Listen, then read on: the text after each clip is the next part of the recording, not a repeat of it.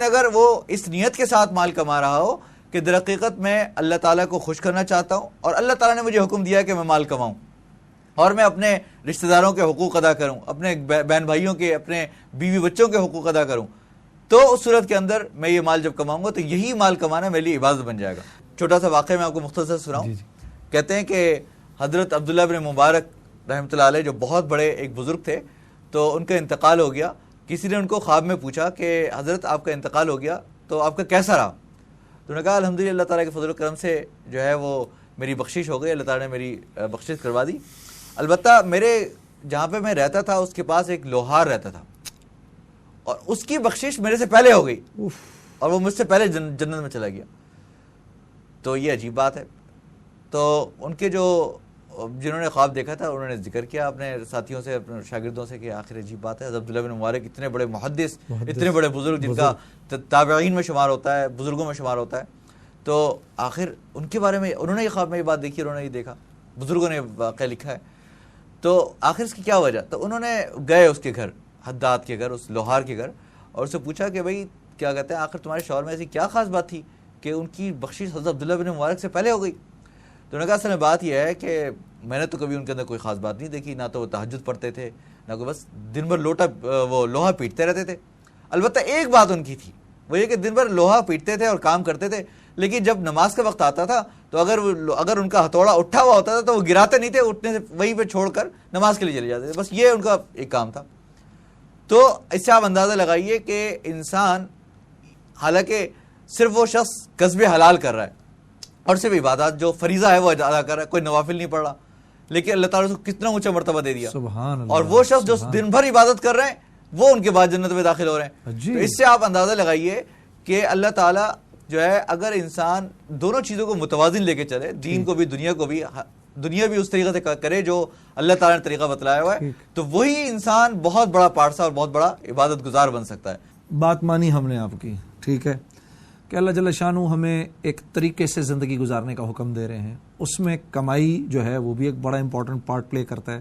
تو میں اس نوجوان لڑکے کو کیا بولوں جو ابھی MBA کر کے باہر نکلا ہے، کسی ایسی انسٹیٹیوٹ میں گھسنے کے چکر کے اندر ہے گریجویشن کر کے کہ جہاں مجھ کو سب سے زیادہ تنخواہ ملے، کیونکہ وہ سمجھتا ہے کہ جتنا پیسہ ملے گا اتنے ہی میرے مسائل حل ہوں گے۔ اس نوجوان لڑکے کو ہم کیا بولیں؟ اصل میں یہ بہت ہی اہم سوال ہے اور در حقیقت اسی کے لیے ہم کام کر رہے ہیں۔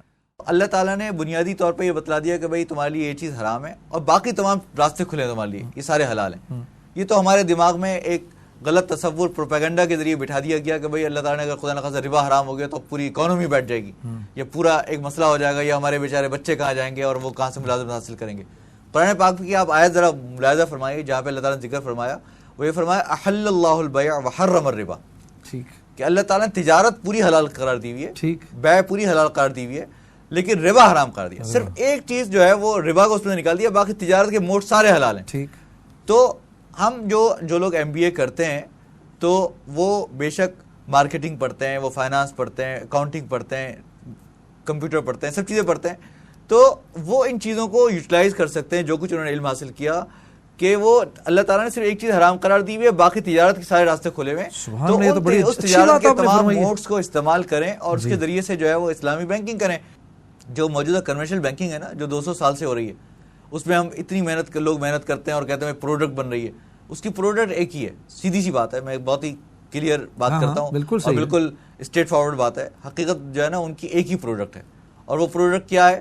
وہ یہ کہ لینڈنگ اور بوروئنگ، ٹھیک ہے، لینڈنگ ود انٹرسٹ، ٹھیک ہے، آپ نے پیسے لینڈ کرنے، پیسے قرضے پہ دینے اور اس میں انٹرسٹ۔ مولانا یہاں میں آپ کو روکوں گا، یہ آپ نے بہت ایک یہ سمجھ لیجئے کہ ایک بڑا امپورٹنٹ ایشو آپ نے ابھی چھیڑا ہے، اور اس پہ آپ سے ہم نے گفتگو کرنی ہے ایک چھوٹی سی بریک کے بعد۔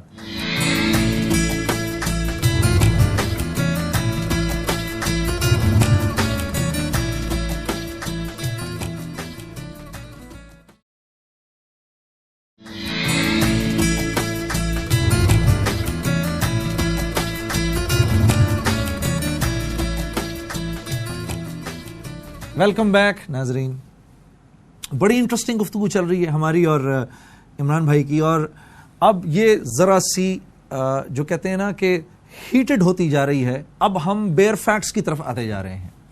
اگر آپ فرما رہے ہیں کہ کنونشنل بینکنگ جو ہے اس کے اندر لینڈنگ ود انٹرسٹ ہے اور بورنگ جو کہ ابھی آپ فرما رہے تھے, تو مولانا ہم ان کو کیا اپنی اس پوری نسل کو جو اس وقت بیٹھ کے سن رہی ہے گھر پہ, جو کالجز کے اندر ہے اور جو ابھی گریجویٹ کر رہے ہیں اور جو انہوں نے ابھی نیا جوائن کیا ہے ان فائنینشیل انسٹیٹیوٹس کو, ان انسٹیٹیوشنس کو, ہم ان کو کیا آلٹرنیٹو دے رہے ہیں؟ یہ بڑا اچھا سوال کیا آپ نے. میں گزشتہ کافی عرصے تک آئی بی اے کے اندر اسلامی بینکنگ اینڈ فائنانس لڑکوں کو پڑھاتا رہا ہوں تقریباً 4 سال. تو اس میں نے لڑکے یہ مجھ سے سوال پوچھتے تھے کہ بھئی ہم نے مثال کے طور پہ اگر یہ چیز حرام ہے تو ہمارے لیے کیا راستے ہیں. تو میں نے ان کو سارے موڈس پڑھائے کہ بھئی یہ آلٹرنیٹیو موڈس ہیں. اچھا, کہ آپ مثال کے طور پہ اگر بینکنگ کرنا چاہتے ہیں, آپ اپنی ٹرانزیکشن کرنا چاہتے ہیں تو ان طریقوں سے کر سکتے ہیں. اور سارے جو بھی آپ کی ریکوائرمنٹس ہیں بینکنگ ٹرانزیکشنز کی, چاہے وہ کارپوریٹ فائنانس ہو, یہ آلٹرنیٹیوز ابھی ہم ڈسکس کریں گے اپنے پروگرامز میں, وہ تفصیل کے ساتھ ذکر کریں گے. لیکن میں آپ سے یہ ذکر کر رہا ہوں کہ یہ سب چیزیں موجود ہیں اور اس کو یہ آدمی جو ایم بی اے کر رہا ہے اس کو یوٹیلائز کر سکتا ہے. ایک حدیث میں آپ کو سناؤں, حضور اکرم صلی اللہ علیہ وسلم نے ارشاد فرمایا کہ کلمۃ الحکمت ضالۃ المومن فمن حیث وجدها فهو احق بها, کہ کوئی بھی حکمت کی چیز ہو وہ مومن کی گم شدہ متاع ہے, سبحان وہ اللہ, کہیں سے بھی ہو اس کو حاصل کرو. سبحان اللہ. تو اگر اسلام یہ نہیں کہتا کہ تم جو ہے نا وہ ایم بی اے نہ کرو یا انجینئر نہ بنو یا سائنٹسٹ نہ بنو, بلکہ اسلام یہ کہتا ہے کہ یہ چیزیں سیکھو اور اس کو اپنے دین کے لیے استعمال کرو, اپنے مسلمانوں کے لیے, اپنے ملک و ملت کے لیے استعمال کرو. تو ہم اس کو سیکھیں, اس مقصد کے لیے سیکھیں کہ بھئی جو چیز اللہ تعالیٰ نے حرام کی ہے لیکن باقی ہم اس کو کس طریقے سے صحیح کر سکتے ہیں. تو اب دیکھیں ماشاءاللہ ہمارے وہ بچے جو کہ آئی بی اے سے پڑھتے رہے اور 4 سال کیا, اب زیادہ تر جتنے اسلامی بینک کھلتے چلے جا رہے ہیں زیادہ تر وہی لڑکے کام کر رہے ہیں اور ماشاءاللہ وہی جو ہے وہ پروڈکٹ ڈیولپ کر رہے ہیں, مختلف قسم کی جو ہے وہ مختلف آلٹرنیٹیو پرووائڈ کر رہے ہیں کہ بھئی دیکھیے یہی ہے اس کے طریقے ہیں. اور آج کل ہمارے جو طلبہ ہیں آپ کو پتہ ہے کہ صرف پاکستان میں کام نہیں کر رہے بلکہ وہ مڈل ایسٹ کے اندر, یہاں تک کہ یو کے کے اندر اور یورپ کے اندر کتنے بینکوں کے اندر زیادہ تر پاکستانی کام کر رہے ہیں. اور جس تیزی کے ساتھ اسلامی بینکنگ اینڈ فائنانس تیزی سے بڑھ رہی ہے تو اس میں اگر ہمارے بچے, اگر ہمارے طلبہ اگر یہاں سے فارغ ہو کے جائیں گے اور وہ ساتھ ساتھ ان کے پاس دونوں چیزیں ہوں گی, اسلامی بینکنگ بھی جانتے ہوں گے اور کنونشنل بینکنگ اور کنونشنل فائنینشیل سسٹم کو بھی اچھی طریقے سے جانتے ہوں گے, تو وہ آسانی کے ساتھ جا کے وہاں پہ کھپ سکتے ہیں اور آسانی کے ساتھ وہاں جا کے کام کر سکتے ہیں. ویری نائس, بہت اچھے مولانا. اچھا مولانا, جیسے میں نے عرض کی تھی مختصراً مجھے ڈیفینیشن چاہیے صرف, یہ سود اور ربا ایک ہی چیز ہے پہلے تو؟ دیکھیے ربا اور سود میں تھوڑا سا فرق ہے. اچھا, سود جو ہے وہ ربا کی ایک کائنڈ ہے, ایک قسم ہے. سود ربا کی ایک کائنڈ ہے. ربا از مور جنرل. بنیادی طور پہ میں سب سے پہلے آپ کو یہ ذکر کروں کہ ربا کے لغوی معنی کیا ہیں. جی جی ٹھیک ہے, اور اس کے بعد پھر اس کی تعریف بتلاؤں.